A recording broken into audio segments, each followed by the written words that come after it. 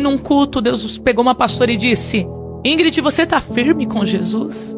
E eu disse: não estou firme. Ela falou: pois volte para Deus pelo amor, porque se você voltar pela dor, vai ser mais difícil.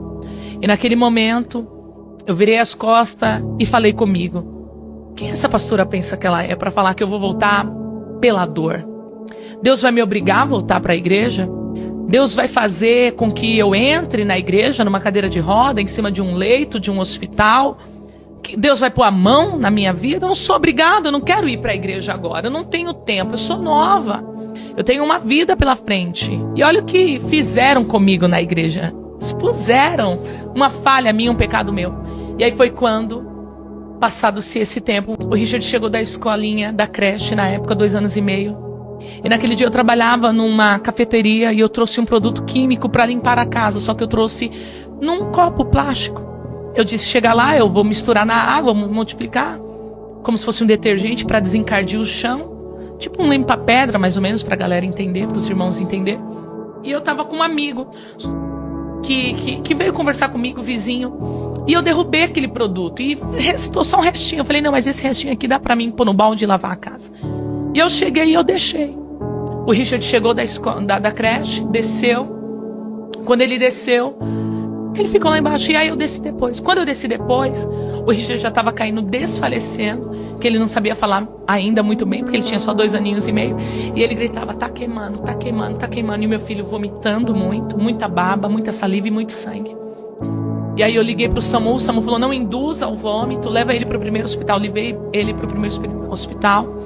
O hospital falou: se ele tomar uma gelatina, se ele comer aqui, ele está de alta. Eu queria voltar para a minha rotina, porque quando a gente começa um processo de tratamento pela parte do Senhor, a gente acredita que vai acabar na nossa hora, no nosso tempo. E uma vez que você entra no processo de Deus, não tem como você sair. É só quando Ele determina. Tem prazo de início, mas tem prazo de término. E é o Senhor quem decreta. E ali eu falei assim: não, Richard, tem que comer. Não dá para fazer nada, não, porque aqui a gente não tem os equipamentos para fazer os exames. Vamos dar alta para ele. Deu alta, nós voltamos para casa. O Richard passou a noite toda agonizando de dor, gemendo de dor. Um bebê de 2 anos e meio de idade.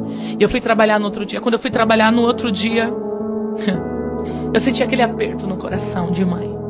E aí eu liguei para minha mãe e disse: mãe, como que o Ri tá? Ele já mamou? Ela falou assim: não, ele não mamou. E ele tá babando aqui, ele não tá comendo, ele não tá ativo, ele só tá deitado. Quando eu cheguei em casa, eu pedi pro meu patrão me liberar. Cheguei em casa, peguei o Richard e fui levar ele na Santa Casa, um hospital referência aqui na capital de São Paulo. Hospital escola, maravilhoso. Quando eu cheguei lá, eles levaram o meu filho para o setor da endoscopia e eu fiquei lá embaixo, como se nada tivesse acontecido. E o Richard desceu numa maca de um hospital, cheio de equipamento. Levaram o Richard para uma enfermaria e disseram: nós não sabemos ainda o que seu filho tomou, mas o que ele tomou queimou a boca, a garganta, o esôfago e o estômago. E deu queimadura de 3º grau. Ele vai ter que fazer exames a bases muito fortes, vai ter que tomar remédios fortíssimos a bases de morfina e endorfina, porque grande é a dor. E amanhã sai o laudo da endoscopia. Que produto que foi esse que ele ingeriu? Porque foi um acidente doméstico. E ali o meu chão caiu. Quando o chão da gente cai, a gente não se preocupa quem está olhando, quem está tendo. Por isso que quando eu entro na presença de Deus, eu não preocupo quem está, se estão preocupados com a minha roupa, se estão preocupados com a minha forma de adorar. Eu sei como eu estive dentro de um hospital com meu filho desenganado pela medicina. Porque Deus falou que tinha uma marca, um chamado na minha vida, e não quis receber. E naquele dia, eu entrei naquele banheiro e falei: Deus, toca em mim, mas não toca no meu filho. Mas já era tarde demais. Deus permitiu, porque Deus não tenta ninguém, não faz mal a ninguém, mas Deus tirou a mão dele de proteção e permitiu as trevas tocar. Não matou, porque os médicos disseram: era para o teu filho ter morrido, mas ele não morreu. E aí no outro dia veio o laudo médico: o que seu filho tomou, Ingrid, foi soda cáustica. E naquele momento eu falei: vamos lavar, vamos fazer lavagem de carvão. A médica disse: não tem como fazer lavagem de carvão, porque soda cáustica é um produto corrosivo. E digo mais: o seu filho nunca mais vai poder comer pela boca. O seu filho nunca mais vai poder beber pela boca. Ele vai comer agora, por um bom período, pela sonda nasointeral, que é uma sonda que vai pelo nariz e desce direto no estômago. A boca do Richard toda deformada, a língua dele deformada, os olhos fundos, porque já fazia dias que não comia, não bebia mais. E a médica disse, eu falei, mas quando que vai ter alta? Ela falou, não tem alta, o tratamento é por tempo indeterminado. Só um milagre ou só se houver alguma coisa. E ali naquele momento, ela falou assim, o seu filho vai ter que fazer endoscopia uma vez por semana, junto com a dilatação de esôfago. E ali começou o meu processo. Eu comecei a ser moldada por Deus. Dentro daquele hospital, eu lembrei do culto, eu lembrei das ministrações, das pregações, e eu queria ir para o culto. E aí eu lembrei que o meu irmão, né, congregava numa igreja, do pastor, do apóstolo Rodrigo Salgado. E eu falei, eu vou lá. E aí eu falei, mas como que eu vou se eu não tenho ninguém aqui para deixar o Richard? E aí tinha uma senhora lá, cuidando do netinho dela. Eu falei, senhora, você pode cuidar do meu filho que eu vou para a igreja, porque eu preciso ouvir uma palavra? E ali a gente pegou, ela ficou com o meu filho. Eu falei, é o tempo só de eu ir para a igreja e voltar. E aí eu fui pro culto. Quando eu cheguei no culto, era ainda lá na igreja administrativa. E o apóstolo estava pregando e ele disse, ei, você que entrou aqui, e o médico disse que não tem mais jeito. Ele estava pregando sobre Lázaro quando estava na sepultura. Assim manda te dizer o Senhor, essa situação não é para morte, mas é para o nome do Senhor ser glorificado. E eu comecei a chorar. Eu peguei aquela palavra para mim. Mas aquele processo de ressurreição da saúde do meu filho de milagre durou 3 anos. Estou resumindo aqui porque a gente não tem mais tempo. Demorou 3 anos. O Richard fez mais de 50 endoscopias com dilatação de esôfago. Eu perdi o emprego. Isso tudo muito nova, tá? Isso eu estava em meados de 15 para 16 anos de idade. Não tinha mais como trabalhar. Precisava terminar meus estudos. Estava no ensino médio. Richard saiu da creche. Tinha que ficar 100% para ele. E agora, como que sustenta uma criança e uma adolescente? Mãe. E naquele momento foi a minha mãe que me deu um dos maiores amparos. O meu tio que morreu de câncer, salvo, batizado num leito de hospital, porque eu falei, Deus, o Senhor falou que ia salvar toda a minha família. Deus falou, salvar não significa manter vivo aqui nesse plano físico. Salvar é manter vivo e em paz nesse plano espiritual. Meu tio, mesmo alcoólatra, é ele quem comprava o leite do Richard, é ele quem comprava as comidinhas para o Richard comer no equipo da sonda. Era ele quem comprava as coisas. E aí eu voltei para a igreja pela dor, do jeito que a pastora falou. E eu orava muito para Deus curar meu filho, e Deus não curava meu filho. Eu lembro uma vez sentada lá onde a gente comia com o apóstolo, terminava os cultos, né, de manhã, ele fazia o almoço para a gente comer. Isso eu nunca contei para ninguém. E se tiver alguém assistindo da Pleno, recebe esse testemunho. Às vezes eu ia para o culto de manhã porque eu não tinha o que comer em casa. E às vezes eu saía da minha casa e atravessava a Avenida 1 a pé com o Richard no colo. Era a forma que Jesus me fisgou pela isca. O apóstolo, um pastor, nunca negou nada. A gente sentava, a gente comia. E eu ficava para o culto da tarde. Eu ficava no culto da tarde. Aí eu comia, algum irmão pagava alguma cantina para mim. E eu ficava para o culto da noite.